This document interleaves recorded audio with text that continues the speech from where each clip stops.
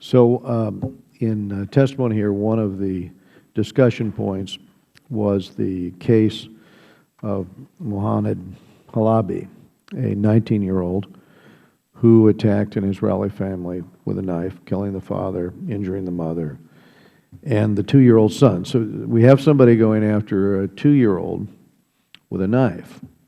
And I guess at this point, we're not surprised that he'd be honored. We're sort of used to that being a reaction. The question to me, what jumped out at me, was he was honored by the Palestinian Bar Association. So that's what I was going to ask the panel here. So he's given an honorary law degree. One would think that a society's lawyers might be a place to find some, moderation or tolerance in this debate, that they wouldn't jump to the conclusion that this individual who perpetrated the attack would be given a law degree. So if not among the bar, where can we find those forces among Palestinian society today? Mr. Mikulski. Well, I would refer you to a colleague of mine, Mohammed Dajani, who's at the Washington Institute. He is a teacher at Al-Quds University. He took 29 Palestinian students of his to Auschwitz because there's been a lot of denial of the Holocaust. Now, sadly, when he returned, his car was torched. He lost his job, but he remains steadfast. He's now at the Institute. We hope he will be returning, and there's his movement to focus on moderation.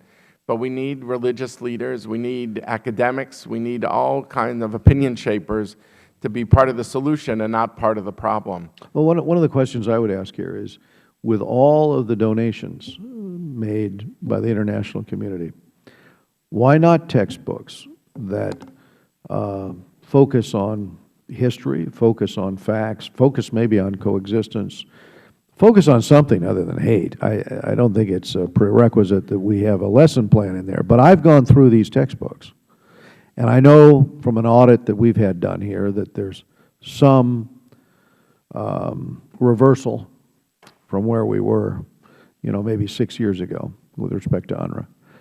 But how would we substitute, instead of this message, and instead of the lesson plans, and I've seen footage of that and broadcasts, and I've talked to President Abbas about this issue, as has other members, Mr. Engel and other members of this committee.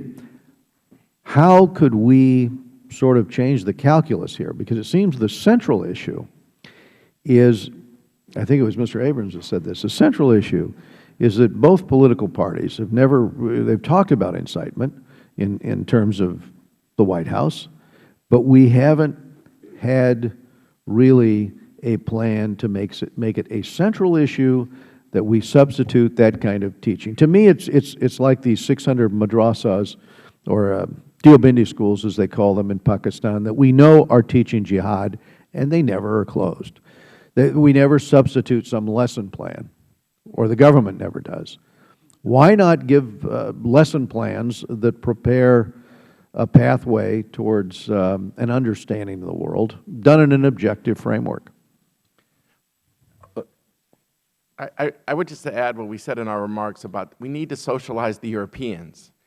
This message has to be heard in stereo, and they have tended to be more reflexive in their support of the Palestinian cause. And I think there needs to be a congressional plan to get this message out so the Palestinians are hearing it from all directions, not just from the United States.